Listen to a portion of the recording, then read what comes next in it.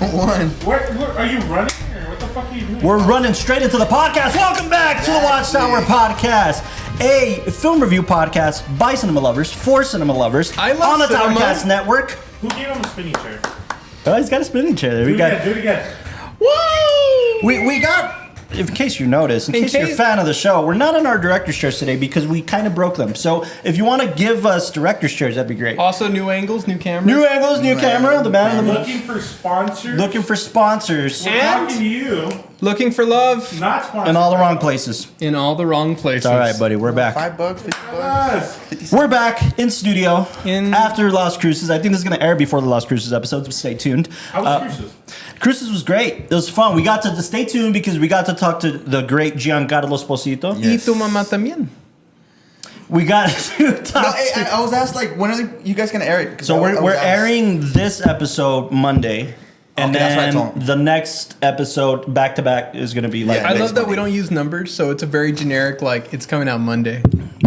Well, because it's coming out next today. week. Next week we kick off the Lost Cruises Exactly. series. Next week Yeah. we kick off the Lost Cruises series. Okay, cool. Yeah. So Next we're week. back in studio. We didn't just talk to Giancarlo, by the way. We talked to great indie filmmakers. We talked to Kevin Reynolds, who directed things like Fandango and Waterworld, and had Talked amazing to, stories for a us. couple of kids who did, like, a film at 19. They did do a feature film at 19, that which Local screened kids. his local kids from Cruises. Yeah. So we got to Impressive. talk to them. We talked to Ed Stone. We talked to Ed Stone. That was a my fantastic favorite. That's what I was conversation. Probably the So- best one of the whole great, weekend. Yeah, but well, Giancarlo's was pretty great too. so. And we didn't have enough time for Exactly. Matt Damon. His manager only Is it goes, Matt Damon? We didn't have enough time for Matt Damon. Dillon. Damn. Matt Damon.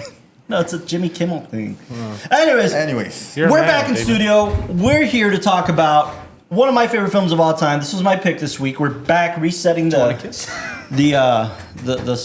cycle. the cycle. And we're back in studio to talk about Alfonso Cuarón's 2001 A Space Odyssey. road film. Yeah, 2001 Space Odyssey. 2001's Mamacita, ¿dónde estás? Mamacita, ¿dónde estás? Yeah, correct.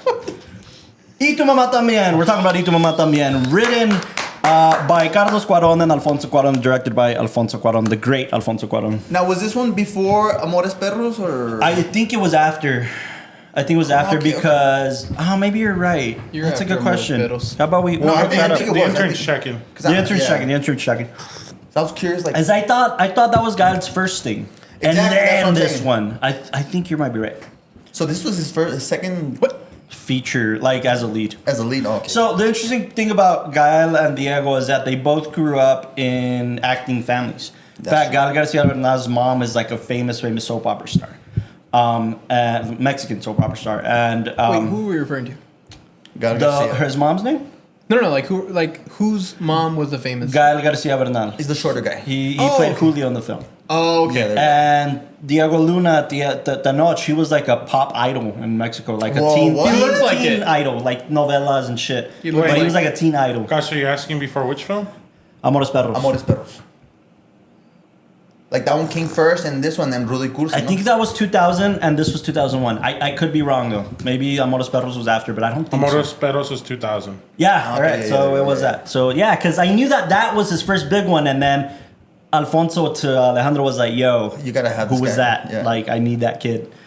But to be fair though, Diego Luna, he's like, "Hey, who's the kid?" And then it was really Gael who got Diego casted. He didn't want him. Oh, shit, Alfonso so- didn't want him because he was this teen idol and like, I don't want this kid. You know, everybody's Yeah. gonna think fucking whatever, he's a star or whatever. But ultimately, they've been friends since they were kids. Yeah, like like they an were ass. literally acting the same shit when they were kids because of their parents. So they were always running around theaters and fucking commercials and films and stuff. Wow. And then so they were always friends. So like the guy I got to see, I was like, no man, you need to cast Diego because That's the, a the friend. like authenticity is gonna be there because we get along so well. Yeah. Like the natural and you kind can of see friendship. it, dude. Yeah. It's there, and they're like Matt Damon and Ben Affleck. They're best friends in real life too, and they have their own production company together. That's a good comparison, actually. Yeah, They started. the Mexican Ben Affleck, Matt Yeah, Damon, yeah. right? Only difference is I haven't seen either of their penises, so I'm just saying. That's a good point. I haven't either. I mean, I've seen Matt's, but Affleck, if you're watching, I've seen Matt's, but that was a wild night in Hollywood, man. I just can't talk about that. I signed an NDA. Jesus. I have to Hey, man, he wrote Good Will Hunting. I'll Anyway, that's right. That's for Towercast After Dark. Yeah, exactly. We'll save that for that. Coming soon. Anyways, this is a great picture. I wanted to talk about this. I've been wanting to talk about this film for a long time. My goodness. I've watched this fucking film 10 times at I'm this still point. processing. This is the Lowell's Your first time. Everybody else's second or third or fourth. Yeah, no, I'm still shell shocked. Did you understand the full story? Because there's some little parts that I didn't. No, I They're understood. crucial parts, I yeah, understood yeah. everything. I just like when we were watching the film, because I'm not a native Spanish speaker, and, that part like. To me, it was for all intents Also, and the purposes. letters on the bottom doesn't help. Like you guys No. said? Like for all intents and purposes, Yeah. I treat this as I would like any foreign film. Like Right. I was really relying on that, which again doesn't take away from the story and everything. But I was really trying to make sure I caught all those details because, especially like Why she was going to the hospital. That you got lost there a little bit. It was major. But not lost, but Well, you're not, like- not lost, but you're No, like. but, like, it But explained it later. But to be fair, They didn't we want got to. we got ahead of him. Exactly. It was like you were supposed to know that detail. She goes for some studies, and that's it. Uh-huh. You don't Yeah. have to You know. the question? rest, Yeah, exactly. yeah. No. But there's too much to talk about and Before we get into ratings, a couple things to note. Okay. Can you please not do that? Thank you.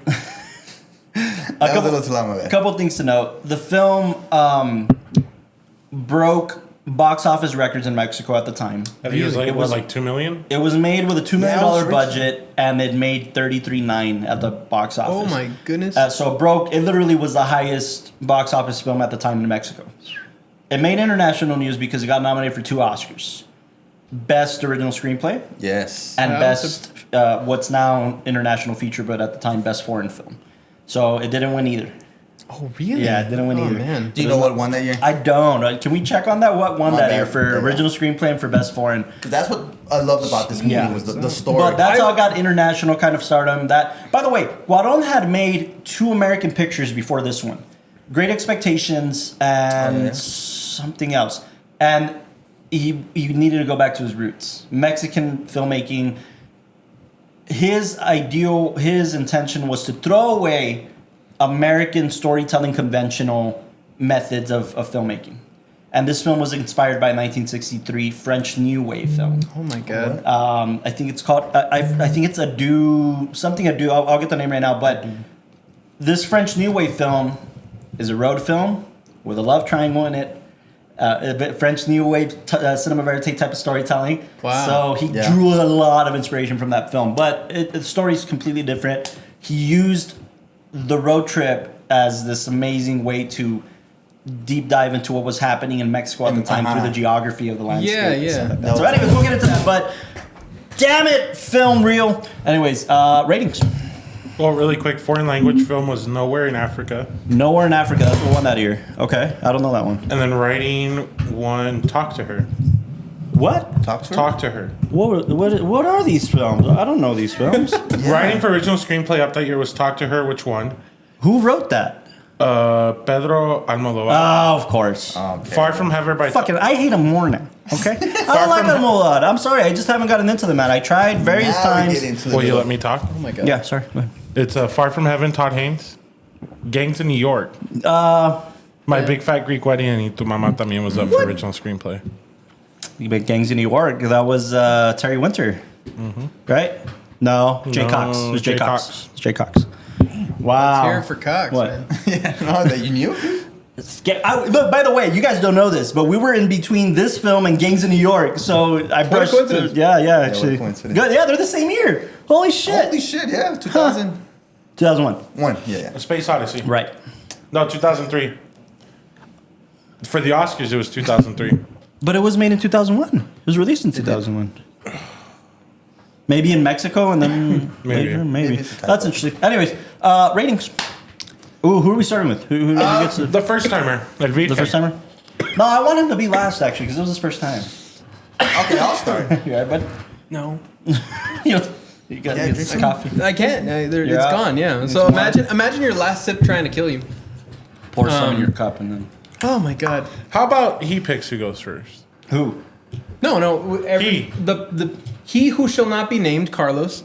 Because it was my you, pick. Yeah, you have to choose who goes first. You can choose. He goes last. So you go first. I Yeah. go first. Yeah, you go On first. the new and then Austin Castro, and then cam. me, we'll go in the circles. In the circle. It's the circle. What would on I the rate Austin this? cam. Shit, man. I need to know what to rate this. Yeah, I don't. So you keep talking about this Austin cam? Like I haven't even seen it. I really like it. Like, see. I mean, I'll see it. Right now, the audience is viewing it, and they're like, "Whoa, is that depth and like texture all involved?" And then it's a whole thing. Rating, pal. Rating, pal. A low 6. Man, What? it's been a while This is since like you said your third time rewatching it? This is my third time watching it. That's what I'm Jeez, thinking. man. I'm like, man, it changed my view on it. I always catch something new every time. too. Yeah. We just caught something right now too, huh? I was being a little facetious. This might be my fifth or sixth time rewatching it. But again, I caught some shit that I was like, dude, Yeah. no. Well, okay, yeah. What was your I'd rating? give it like a 9.7. 9.7. Castro.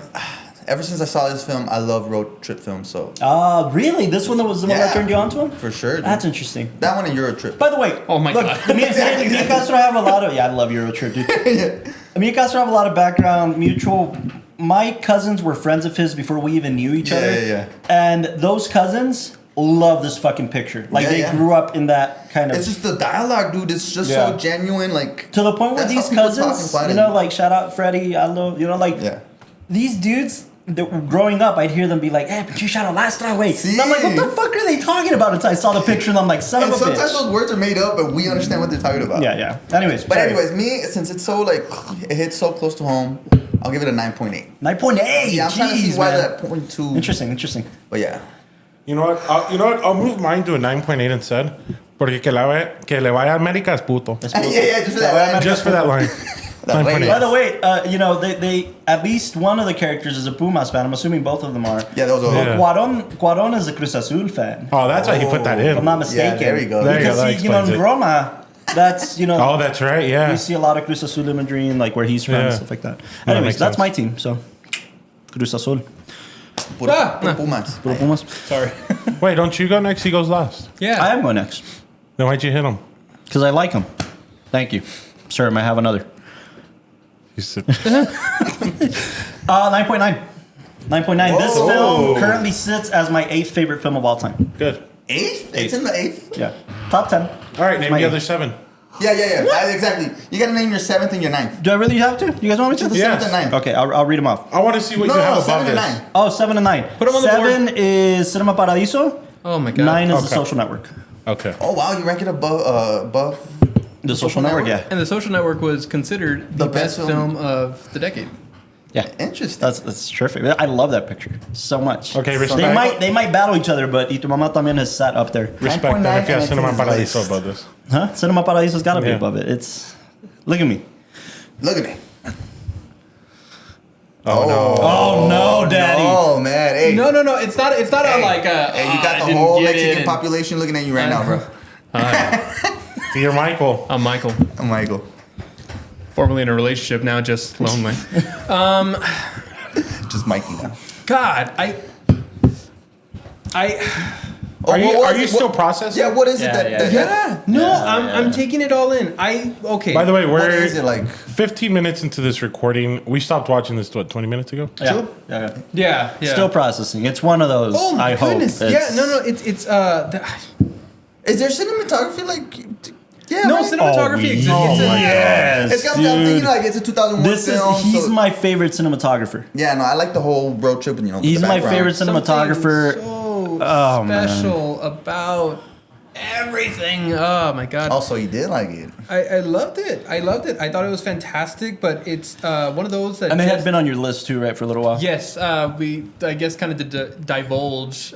You put up like, oh, which one of these films? And that Yeah. one I had constantly heard. These guys things are about. like more concrete with their choices. Like they'll be like, "This is my next pick, guys," and then I'm like, "Here's 3, pick one." Like, because I know what films I like, and I want Yeah, I want you no. guys to have that curiosity. That of was which I'm that was on watching. my list, and then a big side note is that I worked on another film that was inspired by Yeah, this film. yeah. Oh, what? Yeah, you did. You yeah. did. Local film. A What local is that? film. No. En tus brazos. That's the Oh, one. okay, okay. Yeah. And Jonathan said no. He was directly inspired by this, dialogue-wise and all that, and that I was could what see he was that. going for. Style. He was going for that essentially. So for a while, like, I mean, you work on a film, you're kind of like, oh, what's the inspiration? Like, where's it coming from? And then seeing the actual thing, it's like, oh my God, I worked on the Great Value version of.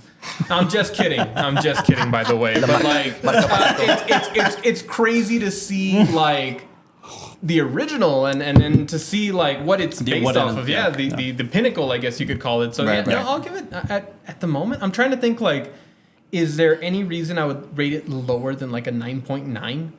Just because, I mean, I'm still in like the shock of it and all that kind of stuff. Like I think when you see any great film, at first it hits you and you're just like, oh man, I want to give that a 10, but then it digests and your score changes. So right now I feel like I'm sitting at a 9.9. I mean, I know there's probably a long list, but do we remember more or less what films we've given 10s to?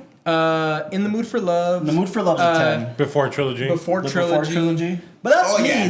We all kind of give it a 10? I think the Before trilogy for sure. I don't know about In the Mood for Love. The Mood for Love. That was it was your first time watching it, and it was like I remember you didn't get behind it, but also because it's like a foreign film. Yeah. No, don't say that. Yeah. No. I mean, No, dude. It took multiple watches. But you understand this. But I don't think it was a 10 for Yeah, you. I'm pretty sure I gave it like a 9.5. Yeah. The 10 was the Before trilogy for sure. What other ones were we? Because there's I gave few. Apu trilogy a 10. Apu trilogy, you gave it a 10. Yeah, So like that's 3 10s. But very few out of Warrior 30 episodes or however many we've done. We haven't given very many 10s. Yeah, True. This is definitely one of those that like stupid damn close. and that's why I was like, I'm wondering. I was hoping that yours would be a kind 10? of. No, I was hoping that your rating would balance it out and be like, oh, it's a 9.3, and then you'd like divulge like, I appreciate these aspects, but it hasn't. You hit know that why? mark. Because I sort of half went into this picture. Lay it down if it's gonna be a. No, that's not me. That's not me. I half went into this picture remembering these voiceovers and thinking to myself, yes, I know they're important and I know what they're highlighting, but I went in this viewing being like, what's the fucking point? Really, what's the fucking of the voiceover? Of the voiceover, yeah. Of the voiceover. How do they intertwine it? Because before it, like the first 2 times I saw it, I was like, oh, that's a cheeky way to drive the film forward and kind of touch on little things. Geez. And then the third time I saw it, I was like, whoa, no, they're really important. And then this time I saw it, I was like, oh, the landscape of the politics and what we end with and which. Just to inform you. It's by the way, very directly connected. I don't know that it's inspired or has anything to do with each other. They came out around the same time. I have an argument that it did what In the Mood for Love did in terms of the politics. Okay. But I mean, I can get into that now. I guess we're done with ratings. But Yeah, 9.9 at the moment. 9.8, yeah. 9.9. Yeah, that's where I'm at. And that 0.1 is just like. What was it when, like, the guy started talking the voiceover? I don't know why it was throwing me off. The sound will drown out? Yeah. Well, I mean, it's a punch. I mean, there's. What do you mean? Would you? I think you know what it is too. Like, would you pay attention to the voiceover if the sound was still going on? The opening scene is a sex scene.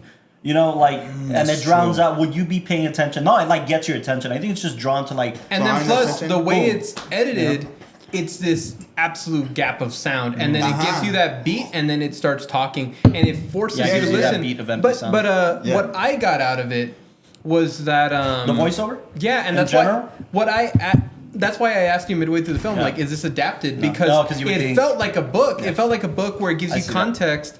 But I felt like in all the context, it's weird, but to me it added to kind of like the realism of life where we all walk around knowing everybody's like backstory or knowing what's going on in the politics around us or knowing like, oh, if you pass through here, you're going to see this statue, and I heard a story on the news about how that applied. So to me, it felt like that. It throws you into like how you feel and how you connect with everything and how... But how you don't... And I take it a step further and say that you don't notice these things when you're just passing them by. Yeah. No, but like even they were saying how... Unless they're personal. No, but even like the personal details of like, oh, he lifts up the toilet seat with like his foot, and that wasn't a detail that they like... That they knew certain stuff about each other that they shouldn't know about each other.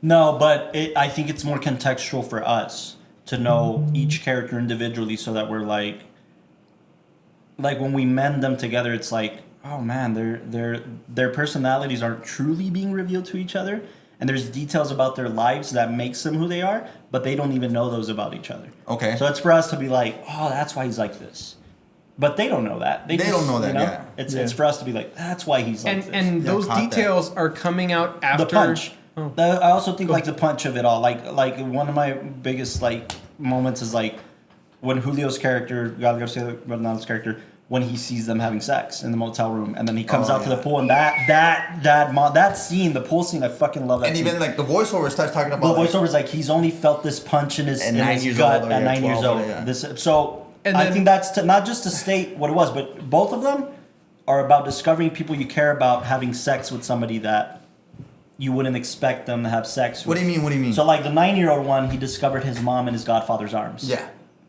So he discovered the affair, but never mentioned it again. And never mentioned it again. In this case, his best friend is sleeping with the woman that he too has a crush on. Like almost like he lost the battle. Yeah, exactly. So like it's two people like he cares about.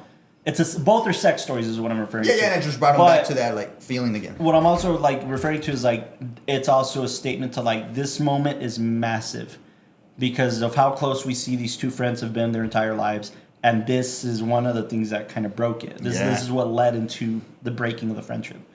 So like it's just like he only felt this once before.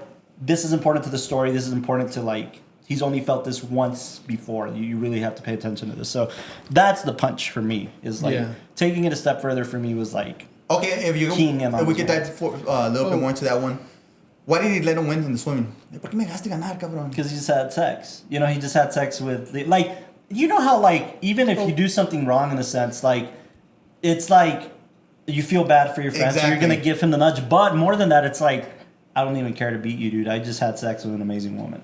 Like, it's almost bragging rights, right? It's almost like, yo, I don't even care. Yeah, that's a good But sure, the top layer is, I feel bad if I can take this win. But the underlying layer is like, I don't. Yeah, dude, good, man. I don't need this win like you do type of thing. So you think that's what cracked it, or when they start talking about the girlfriends? That's what cracked the egg. Right. The girlfriends is what opened it. Yeah. The crack of the egg was like, you motherfucker. We were both like you won. Because you got the hot girl. That girl didn't mean anything to them yet. Exactly. It's like, you got the hot girl.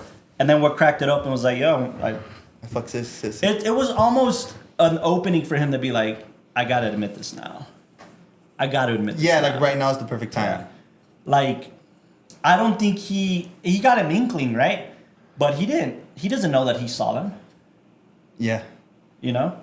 But it was this like... Oh, that is true. He doesn't know that he saw them. So like his internal thing is like, I don't have to say that. That doesn't mean anything to him. But fuck, man, like he's asking me something, and but was that the deeper meaning is? But was that for the sake of like I got to be honest with my friend, or was that just like I want to hurt you, like you're hurting me right now? Yeah, that's the whole thing. Right? On the surface, because they're teenage boys, right? On the surface, Yeah. it's like motherfucker, I'm gonna hurt you like you hurt me. Yeah, but I think that car scene when like he first told him that he slept with his girlfriend. Yeah.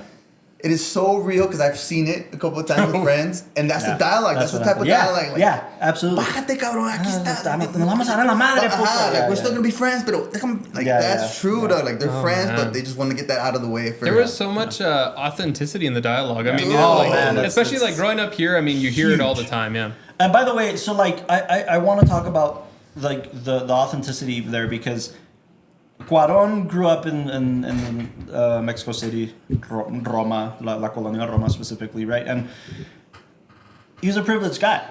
Oh, you see that in Roma. Roma, he had a nanny. The story is about his nanny growing up. True. You know, so like he had a nanny, and like he was kind of Tenoch's character a little bit, right? That's a little bit where. And you think about this for a second. Think about the frame where the nanny brings Tenoch the sandwich or whatever, right? Think about that character and Roma's lead character. They look exactly the fucking same, man. Like uniform and all. Like so, like again, parallels, right? But I think Cuarón was a little more on that side, and got to inform that a little more. Okay. And sometimes when you're writing, I don't know that this is confirmed. This is just my theory. Sometimes when you're writing something semi-autobiographical, you make yourself the villain. Oh. You make yourself the privileged kid. You make yourself the guy who's like. If we un mamón, if we un chavo, and it's those types of things. So like, I just wanted to point that out because I want to get into the dynamics of the privilege. Austin and I, especially during the screening, were like going back and forth about the privilege of Tenoch, the rich kid, and Julio, who was the poor kid, right? Even the apologies, since we're in that scene already, right? When they get into the conversation of like, you fucked my girlfriend, quebraste la amistad, quebraste la confianza. He says like no, but you see his character like, wait, but like fuck la regué, like oh wait, sí, no me gustó, like. Oh, when they're in the bed. When he's in the bed. When he's in the bed. He's Okay, like, yeah. you feel the angst. Oh, like, yeah. dude, man, no, güey, No no, sé, güey, güey, no sé, güey. Fue volado, güey, perdón, güey. ¿Qué Like, you tipo know, de underwear was you wearing? No sé. no sé, güey, ni importa. Like, he felt bad. You know he felt yeah. bad. But the reverse, when he admitted it, that he fucked his girlfriend too, Tenoch's character was like, get the fuck out. Like we're gonna fucking do it. And when he made him apologize, te vas a poner de rodillas, he was ingenuine. He said, yeah, güey, yeah, sorry, que me coché. Yeah, because I think he was like, oh, she was wearing these panties. And then he like, got out and he's like, oh, That is sorry. true. We saw those moments a lot. True. We picked up, I hadn't picked up on those moments before us. That I don't know you had. But, Yeah, I definitely didn't either. so like those moments, we see it again in the scene. The biggest moment that Austin pointed this out was like, fuck, that's true. After they have the threesome, right? Uh-huh. And and you know they're asleep together in the same bed. They wake up, yeah. They wake up. Tenoch's character goes out and throws the fuck up. Books it outside. And Gael's character is just like, you know. He sits down. He's Dang, like, pues that ni happens. pedo.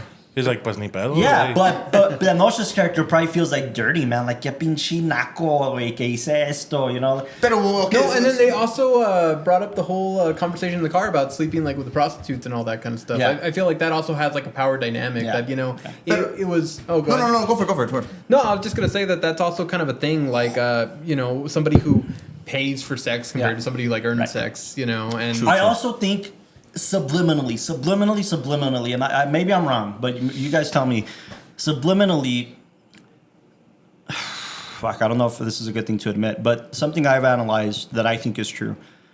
Julio's character, is more afraid of losing the friendship than Tenoch, because Tenoch has it all.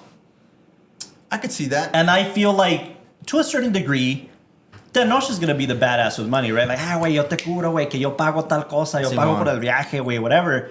So he stands to lose more. He stands to lose his friend who pays his way a little, you know? As opposed to Tenoch that's just like, I don't give a fuck, dude. Like, But that's why I'm asking, like, why did Tenoch book it outside and why did this guy was so calm? because he, like, to me, he's high class. He's right. He's highbrow. Because I also saw that at the end. Like, Tenoch was the one that got up and Julio stayed sitting. Because he can. Because money moves, right? Like, money moves you forward. Okay. Money moves you out of whatever situation you're at. That's how I interpret the last scene. Yeah. The sex scene, or the post-sex scene, the post-coitus scene, is to me, him feeling like, que asco, like, yeah. But Gael being like, way, and it's not the worst thing in the world. No mames. Yeah, like, There was nothing, that was just his attitude. it's one of those things, and I'm gonna go to extremes so you can understand. Yeah, me. I'm kinda like- to extremes. Gael's character Julio grew up in the filth, grew up in that feeling, grew up in the like, I'm gonna have to do dirty shit in Right, life. that makes a little bit more sense to his character. Tenoch didn't. Yeah, so he's kind of Es más especial, más fresa. Exactly. Right, and even in the car scene through the dialogue, we see that. He literally says, "Te tuvo que salir lo pinche naco, güey." yeah, that's what pisses him off more. Yeah, it's like, este naco te partir la madre, güey. Like, that's what I'm saying. Like, un naco es un pobre, güey. Yeah, Es that's un like one of the pinche- worst insults. Exactly, Yeah. and that's his best friend, and that's something that's always there, right? It's always present, but you don't speak about it because that's your fucking best friend. You're not gonna point out that he's poor. But in this moment, you done man, that's so fucked up. rich. You That's done so rich. fucked up. No So, pun like, intended, but that's so rich, yeah. But that's how I picked up on these dynamics, and Yeah. Austin pointed a lot of that out. Like, yo, the privilege in this kid, like, makes this motherfucker who he is. You know. But So- I mean, what's cool about the French is like they're the same when Yeah. they're together. They're the Well, same. He doesn't throw it in his face. Yeah. And I do think, I don't know that this was explained. I don't think it may have been explained on who his dad was, but my assumption is that they went to the same private school. Who's that? Julio. Oh yeah, Because I don't know what he Yeah, I does. don't know. I know the other one, but I don't know. The other one as like a top official Yeah. and shit, right? But They don't say anything about Julio's Julio's dad. dad. But the thing I was pondering on was like, they must have made, the mom must be working fucking hard to put him in a private school. Because what circles are That they? is true. Like, what circles? Why would they run in the same circles if they didn't go to the same school, right? Yeah. It's that, like... That is true. So, I don't know. I just... Maybe I have to revisit that, but I don't know that that's mentioned. But that's my assumption. They met in some private school that's prissy. Guy's lucky to be there, you Well, know? I'm gonna go out on a limb because I went to Father Guillermo and I didn't really have money, but they would let me go just because they were nice. Sure. So I am probably. Well, but the other side of that coin is like... Son bien mamoncillos estos güeyes, but... by the end, we discovered that they're both going to the university. Yeah.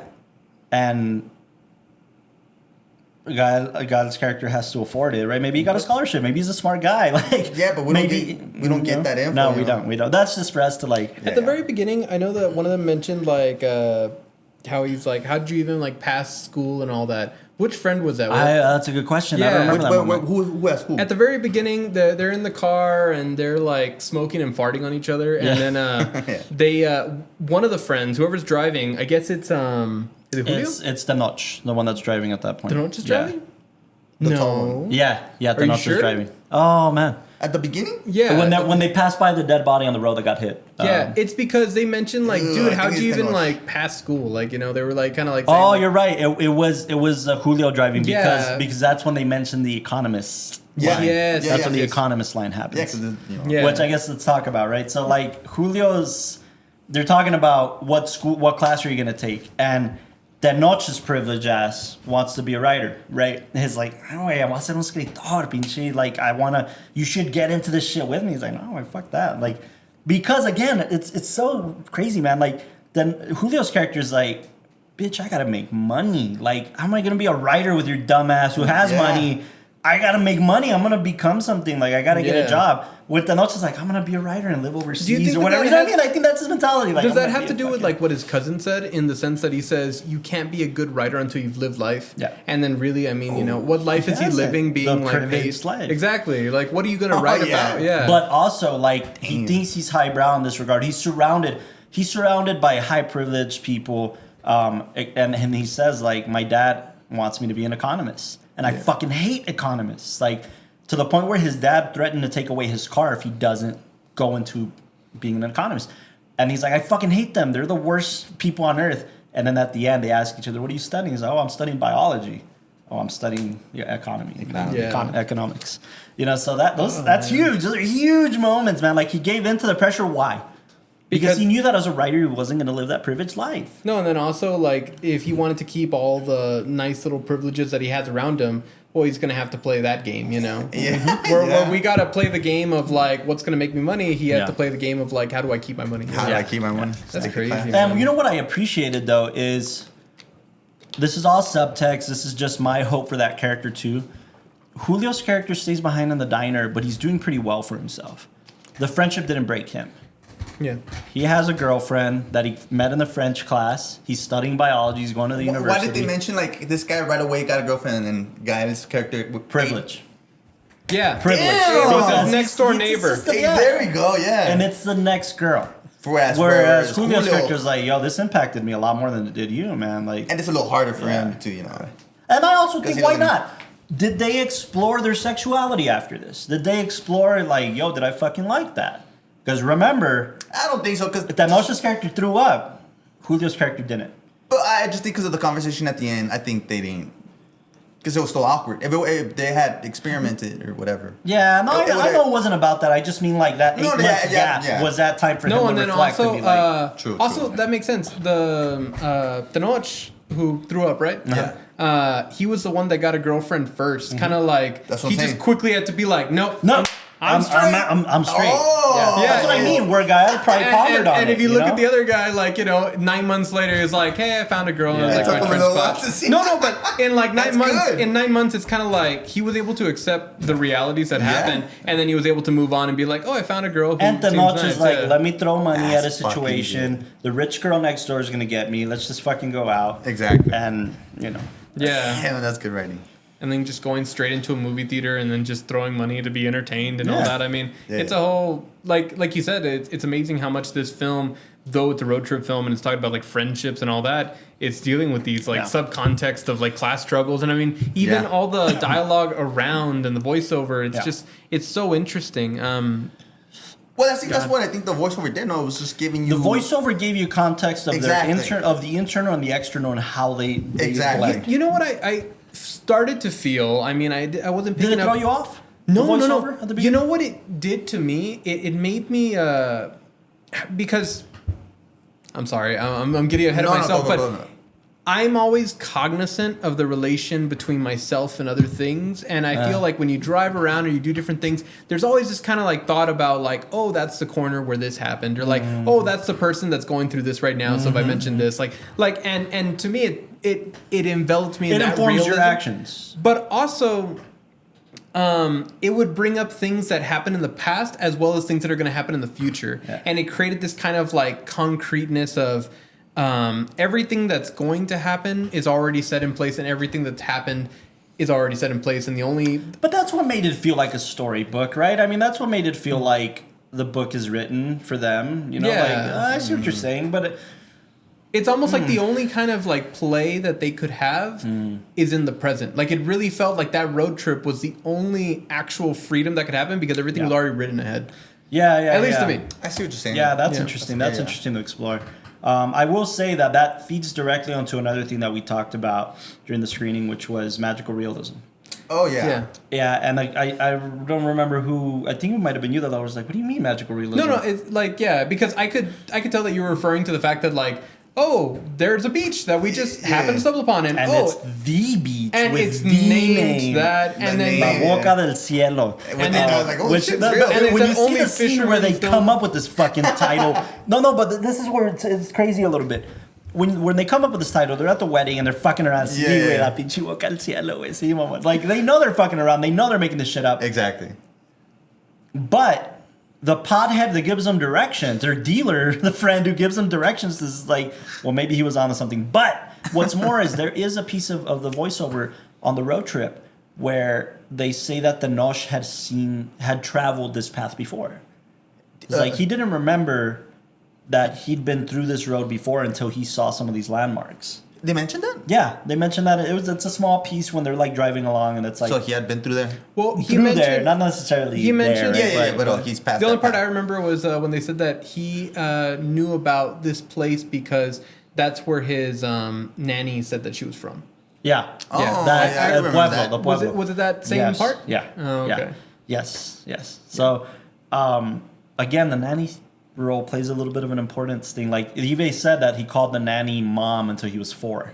Jeez. Again, man, Cuarón stuck a little bit of that life in there. But anyways, and Cuarón did come from a relatively dysfunctional family. His parents had money, had means, but they fucking didn't like each other after a while, and they divorced. And that was what Drama's about, by the way. So, go watch Drama. But anyways, I think that's pretty crucial. Like for what the voiceover is doing in that moment too. But going back to like this, what would you say, hyperrealism or what? The magical realism. So like we get into that's where we cross the threshold. Moments. There's a cross the threshold of like we arrive at a beach at night. We're stuck in the car. We have to stay. They could have kept driving. Yeah. We have to stay here. We're forced to stay here. Someone, a higher power than us, caused this. Yeah, I'm the trying to think of universe, another right? one that happened. But when he gets there, and then she's the first one to wake up and gets off and gets to the beach, and it's this beautiful, quiet beach that's alone that only fishermen are at. That's first. And they come and they give them food. Right. Yeah. And then Boca del Cielo. You get the name. Yeah, they also had a similar moment, I guess you would call it that magical realism. I'm trying to think of them. No, when they were at that first village, after their car broke down, people just picked them up, and then they said, hey, have this hat. Yeah. Oh, the tractor picked them up, and then they were like, oh, have this hat. Or, oh, you're thirsty? Here's coconut water. And, oh, don't worry. You also have to think about this. No, but that's the Mexican hat. culture, bro. Oh, forgive me. That's the Mexican The culture. hat, right? When he gave him the hat, he gave it to Julio, the least privileged one. Okay. Who was paying the mechanic? Was it the Noche? It had to be Tenoch. Okay. Because how was Julio? And that was Julio's car, by the way, her sister's car. Yeah. But he knew that this car was going to fucking break down. They knew, and who's the one that's going to be like, vámonos, güey, no consequences. I don't have my car. Like, again, it's one of those, that Tenoch paid for the repairs of that fucking car. He knows that he paid for the food or whatever. Again, just one of those moments where, he paid for it. He paid for the trip. He's kind of the meal ticket a little bit. And it starts there, right? That's the opening of these kind gestures that you don't see amongst these two characters. When we get to the beach, though, the friendship is starting to mend itself a little bit because they're even. They know they're even. Half of that was Maribel Verduz. What's the character's name? Shit. The girl? This thing open. Fun fact: she only did that and then a series, and she never acted again. She's a Spanish. Maria Eugenia Calles de Huerta. Well, it's because she got cancer and died on the beach. That makes so much sense, man. Yeah. The realism. Maribel No, she's Verdú. Method Man. It's crazy. Yeah, Maribel Verdú. She would would stand next to microwaves. So Luisa. The Luisa character's was name is character. Luisa. But when you said about the reality, I remember there was like one particular. By the way, where I was like, you know what's the other picture she did, right? No, she did. She did a few things after that. No, it only showed 2 things. No. She's done 102 credits, man. Oh my God. Yeah. But one of the other pictures she did that she's most known for, Pan's Labyrinth. She was in Pan's Labyrinth. Oh, Eric did mention that. Oh Yeah, shit! yeah. So you did catch her. Okay, then I must have Googled somebody else. No, that's why. But yeah, Pan's Labyrinth. She played Mercedes. This is a pretty big role. But again, another one of the 3 amigos. You know. Yeah. So like, the thought was gonna be like Maribel. Like, I need you this fucking film. Anyways, Luisa's character is like. Man, I feel like the supernatural, the magical realism comes from her. It feeds directly out of her because we know she's dying. We know this is her last hurrah. Half of it. I didn't know when I first saw it. Yeah. Well, half of it was is just kinda like, we're led I to know believe it's- that she's crying and she's having this last hurrah because her husband cheated on her. That's Yeah. what we're led to Yeah. believe. But And then she's just trying to find herself, whatever. But when we find out, right, or I think as you see it more, the more times you see it, and you're like, the decisions she's making are very informed. Exactly. Not because of the husband. Fuck that, man. Hey, she even like specifies, like, you're wondering why is she acting so cool about the cheating? Why is she acting so cool about the breakup? And then you realize because it's bigger than that. Like her last That is moments are not going to be spent crying about her That husband. is They're going to be true. spent about losing her fucking And I life. did question that. I was like, So I think the magical realism comes from her. She evened the scales, right? She fucked him. She fucked the other guy. She evened the scales. They're both even. They both fucked each other's girlfriends. They both fucked each other's moms. By the way, both sex scenes lasted exactly a minute and 28 seconds. Both sex scenes what? Lasted a minute and 28 A seconds. minute and 28 seconds. She fucked him for the exact same amount of time. No way. That's the thing. what the fuck? How is that even? Well, I mean, not that she premeditated this, I'm but saying. even. Okay, Again, I see what evening you're the saying. scales. Like, if you time it, both sex scenes are the exact same time. It's like Yeah, Austin yeah, says. that's- So, like, that's she interesting. evened the scales. I've read that too. I forgot to mention that. Minute and 28 seconds. They fucked each other. They fucked each other's girlfriends. They fucked each other's moms. They're equal. They're even. Son hermanos de leche. All right? Yeah. They're equal, right? But this moment is about. It's a very Harold and Maude moment if you think about it. It's a very Harold and Maude moment. She knows she's on her way out. She's older. She knows these are just kids that are gonna continue living life and fucking is other women true. and learning that, other shit. Before she dies, she gave that one piece of advice, Yes. like the life. One piece of advice, one life moment that's gonna live with them forever and inform every other decision in their life. That's why that poster is there. Yeah. That's Yeah. why that poster is Very there. Harold and Maude very moment. intentional. Yeah. Yeah. It's just not. And again, like the magical realism aspect of like, I'm gonna stick around and discover the other beaches. Like this is what I want to do before I die. Yeah. In my head, even during the screening, I thought she lived longer. She lived a month after this. Yeah, I thought it was like 6 months Yeah, a year or something. it was 1 month. Yeah, I thought it was longer. But in my memory, I thought like she had lived okay, longer okay. after that. No, it was 1 month. She Yeah. was very close to dying. You know, so she was gonna have her last hurrah, but in the process, teach these kids like, yo, friendship is more important, which they didn't fucking do anyways. They ended up going their separate ways. Don't fight about women because it's not worth it. Like she was teaching these. She knew exactly what she was doing, and I think That's because what she was doing. I was thinking, Yes. why is she giving these guys rules? To, yes. You know, just to make her come back No, to the car. because But I was just think like, about the magical but that's- realism aspect Yeah, of yeah, like yeah. the Shadow Lastra, right? Let's talk about the Shadow Lastra. They met. I'd never known this. I'd never known this. It's such a great moment. I don't know how I didn't pick up on this before. The Shadow Lastra. Where does that name come from? It comes from a song in English, an English song that they didn't understand the lyrics to right away. They were trying to translate. The song is "The Joker" by the Steve Miller Band. Very popular song. Some people call me a space cowboy. Oh yeah. What's space cowboy in Spanish? Charro Astra. Astra, yeah. Charro Astra. So that's why they're the Charro Lastras, because they're space cowboys. They're these What badass the dudes, fuck, right? dude? Wow. Again, magical realism, a fucking space cowboy. Their set of rules is a bond. That bond is what attracted her to like, oh man, you guys are fucking like, Yeah. this is a friendship. This is a That's- bond. yeah, that's like what you, attracted her. yeah. So like that opened her up to like, these were the right dudes to do this with. Like, I want to pour my whatever I have left into these guys, and I want them to pour into me, like to die happy and to die amongst friends, and like that moment is what opened that up, right? And then we get back to the beach. She sets her own rules to like limit the toxicity because she knows she's limited in time. But she also just like says, all right, we're back to a place where we're even. We're back to a place where everything's fair. I made my rules, but I'm also going to control the rules, and I'm going to fuck them both tonight. Like, I'm going to have my last moment with these guys. I know I am. And again, they'll never, ever, I don't know about you guys. Everybody here's lived some life. I talk about this with Sandra all the time. Before I met Austin, before I met Austin, you know, you've had your series of quote unquote best friends. Oh yeah. That you never fucking talk to again. Yeah. And then when you bump into them, because that's happened to me. It happened to me recently. Yeah. We had nothing to say to each other. Like we have, and I'm sure he's thinking the same thing I'm thinking. Like all the fucking memories we made, and dude, I don't even call you on your birthday anymore. Like we don't see each other. We don't talk to each other anymore. And that moment is like so crucial. We spent so many good. I called you a best friend for a reason, and now I don't know you, man. Like you know what I mean? I talk with Sandra all the time because I'm like, yo, like my quote unquote best friend back then. I don't know what he's up to now. And me neither. And we went on road trips together. We talked about girls together. Yeah. We had those moments, and it's like we cried together, man. We went through, and it's like it just went away. It just fizzled out. It wasn't a true kind of like lifelong friendship.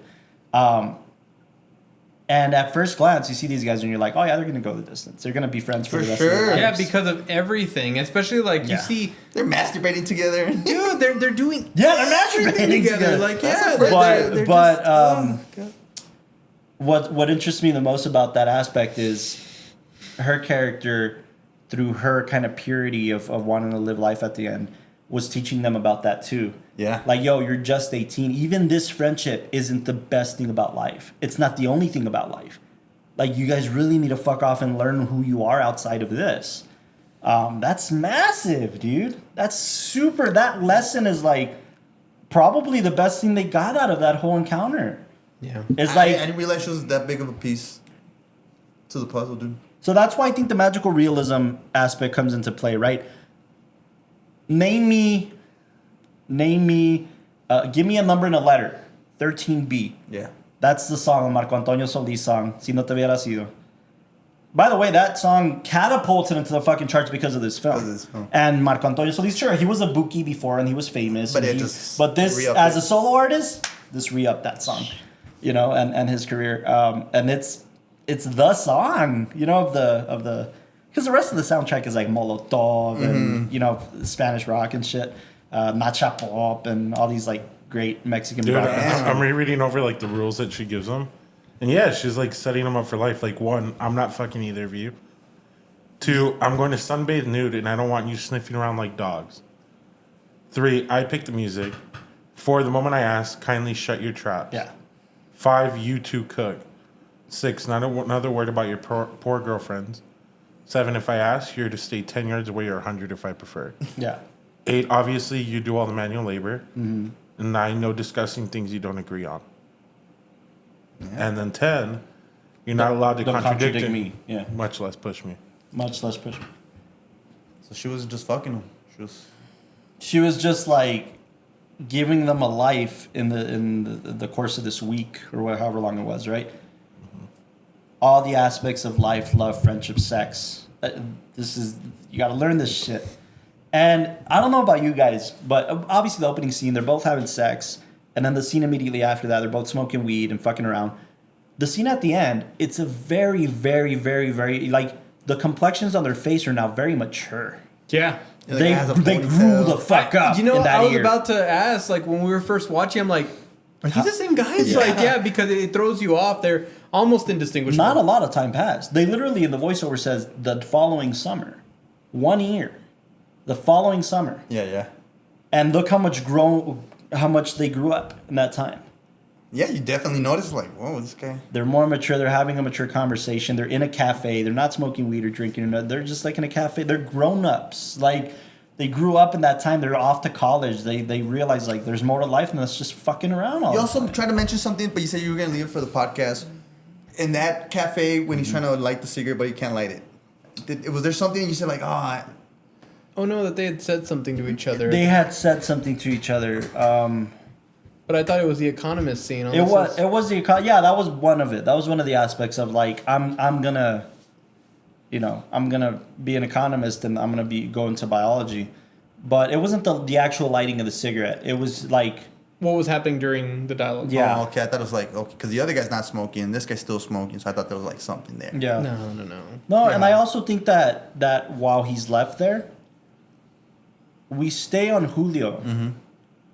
And we stay on his like he's traumatized after seeing De Noche.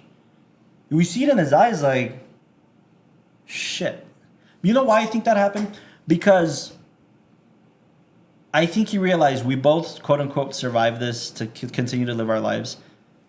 But what's more is like that was the moment of realization for him because the line of dialogue when De Noche walks away is "Ay nos hablamos, no." Mm-hmm. Like we'll talk, and then the immediate voiceover is like they never saw each other again. And his moment of it was a voiceover. Yeah, it was a first, voiceover, and they never saw each other again. And then "Ay nos hablamos, ¿verdad?" The look on Julio's face is our friendship did because leading up to it, our friendship did change.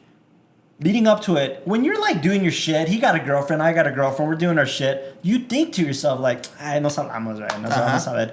This was the moment of realization for him, like. No. Oh shit, we're in a completely different place now. We're not back at the beach. Yeah. And she died. They also had that conversation. She died a month after this shit happened, man. This girl that like taught us so much that we didn't realize she was teaching us, and we were both after, and we both kind of and then resented each other over. She's dead now. Even she doesn't matter anymore. She's dead. And that whole, basically, whole film, everything that happened there between the both of them is just put in a capsule and tucked away, and nobody's ever going to know about it. Nobody's ever going to talk about it. Yeah. Their families didn't even know that they went on the trip and all that. It's so... Yeah, you know Yeah. Their wives, their kid, this is something they're going to hold. They went through something that just, And again, think about the Mexican aspect of it. Mexican culture and machismo.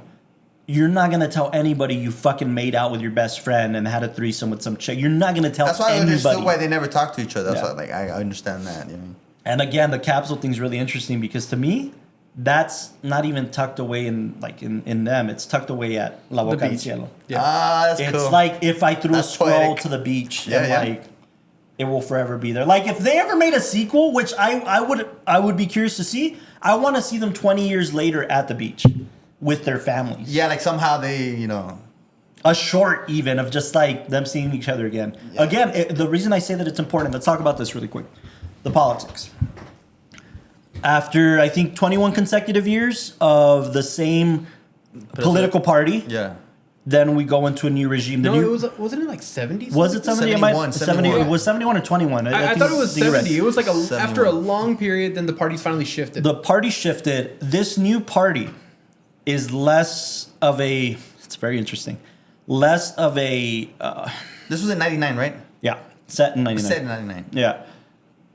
It was less of a dictatorship. Authoritarian. More of a democracy, but a very, very crooked democracy. Exactly. Very, very like... Simone. So like you get the freedom, but it's tainted. Exactly. Leading up to this, you get the freedom, but it's tainted. And that's how we're kind of left with the characters. And you start thinking to yourself, like, don't you guys ever get that moment of realization, like, oh yeah, I'm an adult. And when I wasn't an adult, I had so much freedom and I was doing whatever the fuck and living under my mom's roof or whatever. And then and then you start thinking like, oh yeah, that's gone. And now that I have freedom and I have adult money, I can do whatever the fuck I want. I'm still entrapped by the things of life, the constructs of life. The freedom existed, but it's gone, man. This freedom, this like contained freedom is gone. Where we were kings for this period of time. This movie's tripping me out because it hits all these weird internal strings, and I think that's why I rate it so high, because you don't have to live there, go through their same situation to feel those themes, especially like you're talking about like the best friends and how important somebody else is. And that's why I compare this, and this is the last thing I'll say, unless you guys want to say anything, and then we can get into final ratings. But this is the last thing I'll say. When I was trying to relate it to In the Mood for Love, we talked about how my interpretation of that ending was like the world had to change. The world had to change for their relationship to change. And for them to see each other one final time. Yeah. Yeah. The world had to change. Their world had to change for them not to. Yeah. Like, Political shifts had to happen for them to like a cosmic disruption Almost, to split these guys up. Yeah. Yeah. And not to mention the fact that the cosmic disruption included the death of the girl that they were after. Exactly. Because if she still existed, they could have been like, They could still be in competition. Yeah, I still have feelings for her, and then what would happen? and then it wouldn't make anybody better if they went back and like, I saw her and I was still with her and stuff like that. No, it was always about stayed them. even Exactly. to the point that even like hearing about her dying, well, now they both lost that battle at the exact same time. You know. And you know what's interesting about that? What's interesting about that is that the Notch is the family. The Notch is his cousin, right? Yeah. Cousin's wife. He's burdened with telling him the news. And it's a piece of information that you would think, I know. It's a piece of information that even he doesn't want. Like, you would think, he wins. He knew about her death first. He knew about and he doesn't want it. Like, she's dead, man. Like, I fucking heard this happen like a month after we like, and they're both like, pinche malone. Like, I don't want to touch this with a 10-foot pole. Like, I don't. Oh man, that to me is very interesting. But. To me, it's just that very interesting. I haven't seen it in a while. It's shift of like shocking. The world, the cosmic shift, the death of this girl, and then what's more is when they got back to the city, their girlfriends broke up with them immediately after coming back from out of town. Why? Oh, well, I would assume the surface layer. The surface layer is we found out you fucked each other. The undermining layer, they just saw the world. It's bigger than you. It's bigger than her. Like Italy was bigger than you.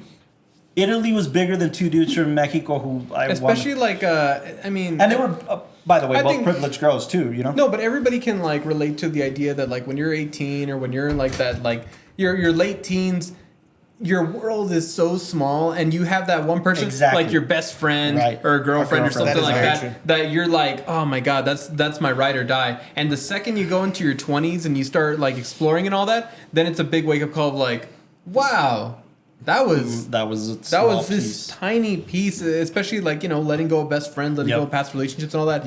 It's such a fraction of where I am now. And they both lost too, right? Like it says, the voiceover says that the girlfriends dumped them.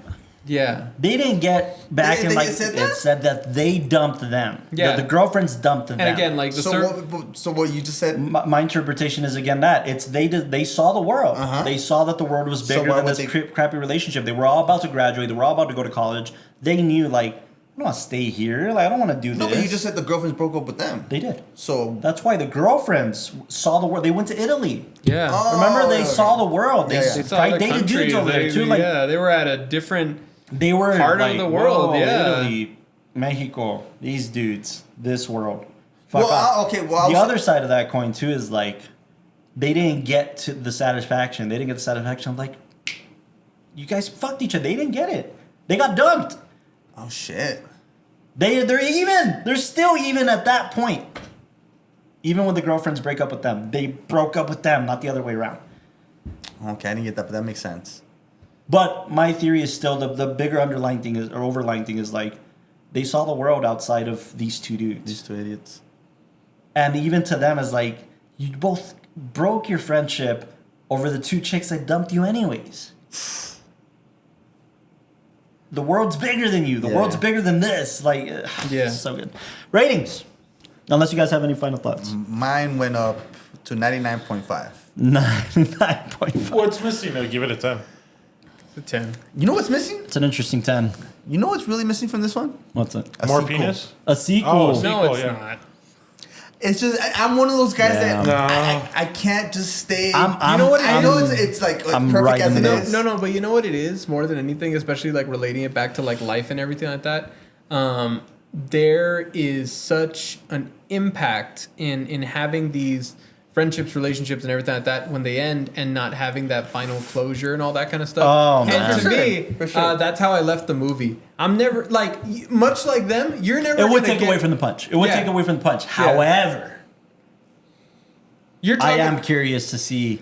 but you're talking almost like of a 4 series kind of thing where it's kind of like To a certain degree. there's a They lived life. They went off, and I don't want them to become friends again per se. No, yeah, But you almost But want to I see want what to see happens where if- they're how this affected their life, if any way. Especially now that they're much older. Yeah, I do honestly see work it like it has nothing to do with the homosexuality of it all. I almost do see it like the Brokeback Mountain thing. If you guys seen Brokeback Mountain, when they see each other again, it's not like I gotta see that rekindling. It's like we had that moment, and we're both married, and we have wives, and we went on with our lives. And they're But cool we about it? had that moment. Yeah. Oh, okay. So not like this one. No. That's what I'm curious to see. Is just like, did it inform your life after that? Nah, I just want to. No, I get it. I get it. I love. I'm in between both, man. Because, I wouldn't want both. I'd be cool with either one. To me, Because I also believe in Cuarón, man. He's not gonna fuck this up if he did a but sequel. it's not even like, whatever he thinks no, the sequel should be. It's the magic. It's the magic. It's not the magic. It's that if you had a sequel, and the only time I've ever seen it, as of right now, is like the Before series. That the sequel, it's a whole new dynamic and it's a whole new change. And even though you wanted to see them, like you almost wanted the sequel to happen like a year after. It's like, no, it's 9 years after. This is a completely different It's a scenario. different person. They're different people. different world. They're yeah. different people. And that was impressive. So I can definitely That's what I'm understand that whole saying. thing. Like 20 plus Yeah. years later, their kids Yeah. are older. They're Married. What can Cuarón come up with? man, I'm so Yeah, curious. but, like, That might be I mean- his like. I don't. Not that this have ever been discussed. I don't think Y it's tu ever gonna papá happen. también. Oh God! I think. Oh, that's interesting though, because they're fathers. Because they're fathers. Oh, there we go. That's interesting. You see, there's room there, man. There's Cuarón, call us up. But yeah. Anyways, I'll act in it. did your rating go up or down? What was it? 99? No, Mine went up to 10. His went up to 10. Yeah, 99.5. it's a dime. It's a dime. That's a dime. And it's definitely like in my top 15 Especially hearing this for shit. favorite films of all time, honestly. Top 15. I feel privileged, by the way. I don't know if you guys feel the same. I feel privileged. This is one of. I don't say that a lot about film. Sure, I feel grateful that I saw film. I feel privileged that we come from a background that can understand this a little more than other people. Yeah. I feel a little me privileged too. to know Well, that except this for- film, by the way, apart from the Academy Awards, this film is in the 1001 films list before you die. You should watch this. It's Roger Ebert, the best film critic that ever lived, said something very interesting in his report of like. Let me read it because Roger. Is that gonna be your closing statement? Yeah, that'll be my closing statement. So if you guys have any other closing things, but Roger Ebert, the best film critic alive, was like, what? Say it into the mic. Say it into the mic. Yeah. Get real personal with the audience on this one. What should I look deep into their eyes? Yeah.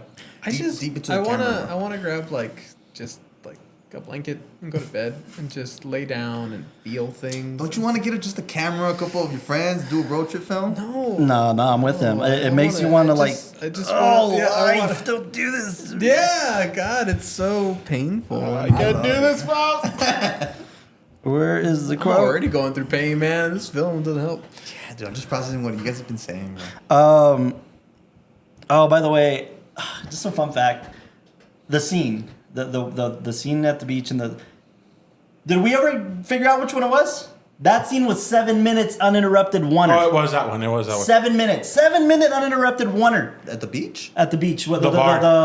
The Marco Antonio Solis song Yeah. scene. Uninterrupted, okay. 7 minutes. That scene, genius. What Cuarón and Chivo did. The night before that scene was filmed. They did it for 2 It nights. was 2 nights straight. They went to that exact location. Cuarón and Chivo, they got the camera guy. By the way, no Steadicam in the entirety of the picture. Yeah. They hired a Steadicam guy. Steadicam guy ended up being a grip.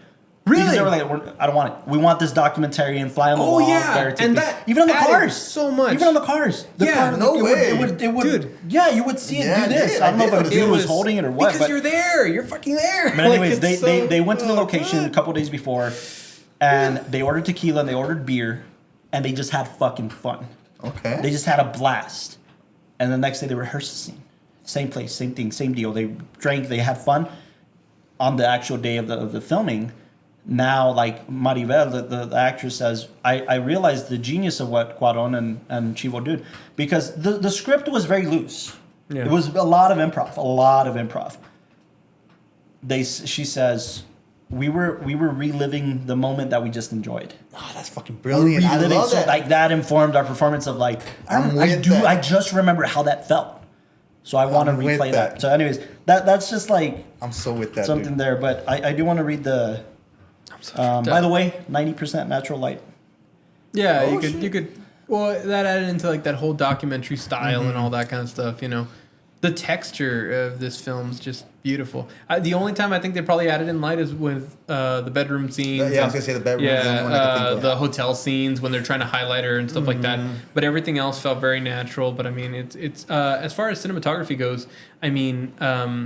Similar to what you were saying, the French New Wave and this fly on the wall perspective. Yeah. I think the beauty that you see in like Cuarón and Chivo's work is bringing to life the world through the camera and exploring things, and it's almost like it. I mean, you see this in like Children of Men and in like The Revenant and stuff, where the camera floats around and focuses on their story, but also. It's not only on them. Sometimes it floats away and sometimes it experiences things that are going on beyond them because it's trying to show you that their world is happening beyond the characters. These characters are just a thorough line, but there's so much more going on. And you know, what I love about the style is that when we go through... Oh, I'm sorry. No, go ahead. I couldn't find my... I was saying that when we go through life, you know, we have our own individual stories that we're telling ourselves like, oh, right now I'm going through conversations with this person and that's going to connect here.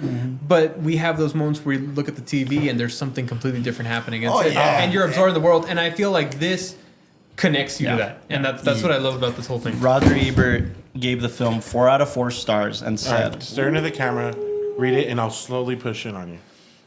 He said, beneath the carefree road movie that the movie is happy to advertise is a more serious level. And below that, a dead serious level. Oh, shit. Think about that for a minute. We're talking about the dynamics and the politics shifting. We're talking about seeing dead bodies on the road and people die. And again, the dead serious of her death and what she went through and why this is important. So like, yeah, carefree, happy road film. Serious level, the friendship, the dynamics, the life lessons. Dead level, people died, and like your life went on. Like, no, oh my God, there. The film was called Adieu Philippine, by the way, 1963's Adieu Philippine.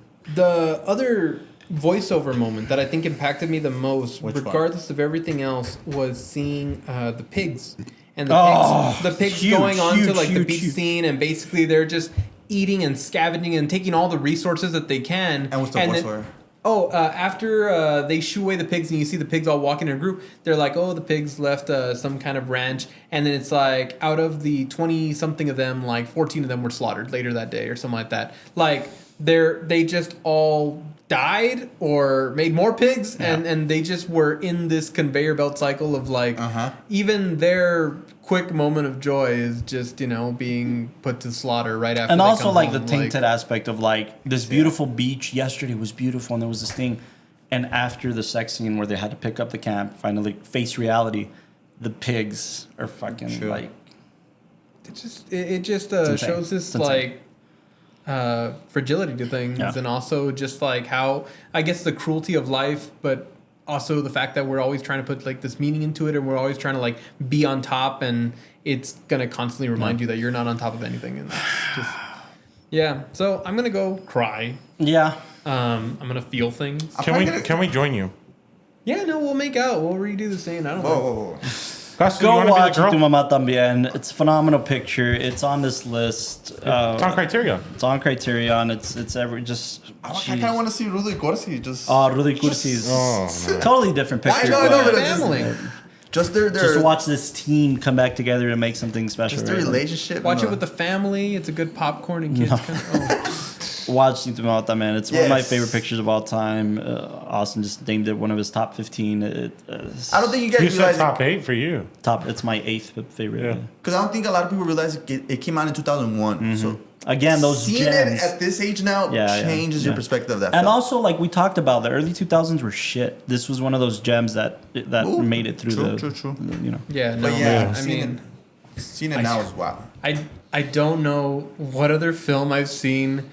I mean, every time I see a great film, there's always this kind of like you're just shook afterwards, and this is definitely one of those that like I could tell on first viewing. I'm like, oh my god, I don't even know how to break it down. I don't even know how to tackle it. I mean, I sat looking at the credits thinking like I don't know where to go with this, but it's exactly what we love about the film. That like, and it's insane because it's in Spanish, and you really don't talk Spanish, but you understood it. Like, no, and then also it was still a universal theme. Exactly. Again, like I mean, there's another layer of like growing up with this in like my backyard and stuff like that. I mean, I don't understand everything, but I hear it.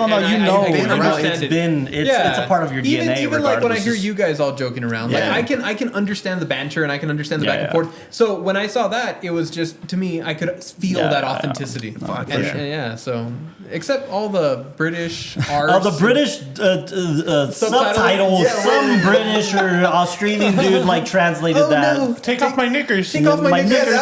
And then get your arse over here and like all this shit. Do you want to go, mate? Yeah. Anyways, go watch it. Perfect picture. Watch it. Feel things afterwards. Watch it when you're after you're 18. And then watch it again when you're like 20, 30. No, 30. watch it right before your girlfriend's going to go on any trip. Oh my God. And, just think about it. Just have fun. Trust nobody. Go check it out, man. It's a terrific film. And Cuarón's a master. And he's one of the three amigos. And he's a Mexican director, which makes us extremely proud. Writer-director. And his brother, Carlos, too, is a phenomenal writer. So, bravo. Next episode is going to be something out of the Las Cruces International Film Festival. And then after that, we're going to jump into the Laos pick. Yeah, do you have an idea what your pick's going to be? On the spot. Oh, man. The last time Y tu papá también? No, the last time we talked about it. And I don't know if we want to kick it off this way. But Coen Brothers, I've always been a dear fan of them. I mean, right after Wes Anderson, Coen Brothers, I love the way they build characters. I love the way they build their environments. And I wanted to tackle A Serious Man. I haven't seen it, so that'd be the who stars it? Who's in it? Jeez, what's his name? I forget his name. It's not Gerard Butler. It's the other guy. What's the name of the film? A Serious Man. Sounds familiar. Jeez, what's his name? My gosh, I see him everywhere. The dude from Gladiator. It's Michael Schulberg, Aaron Wolf, Richard Kind. The star? I'm just reading off the cast. Fred Midland. No, that was a big name. What's his name? Yeah. Well, look it up. Yeah. I might be thinking of A Beautiful Mind, by the way. It's Michael Stuhlbarg, Richard Kind. A Serious Man. I love that one because there's just this question of like... Oh, that guy. I like him a lot. He's really good. He's from like The Dad and Call Me By Your Name, and he was in Arrival. He was in Arrival. He was in the Toro's Shape of Water. Oh, that's right. That's right. Yeah. He was also in Men in Black 3. I like him a lot. Yeah, he's good. Anyways, cool. A Serious Man. Yeah, Serious Man. Cool. I've heard of it. Probably in like 2 or 3 weeks. Yeah, a couple weeks, but check out the Las Cruces stuff. We'll stagger episodes. No, I'm curious to see what you guys think. It's definitely one of those that it's hunting for meaning in a meaningless world. And cool. Okay, I love those. Those. All right. Well, thank you for sticking around and check out Tu Mamá También, and thank you guys for listening to this banter. And comment your thoughts on the film if you've seen it. Comment what you guys want us to review as well. So let us know what you want to watch. Yeah. Thank you guys so much for tuning into the WatchTower podcast. Have a good night. Love you guys. Take care. Y tu papá también.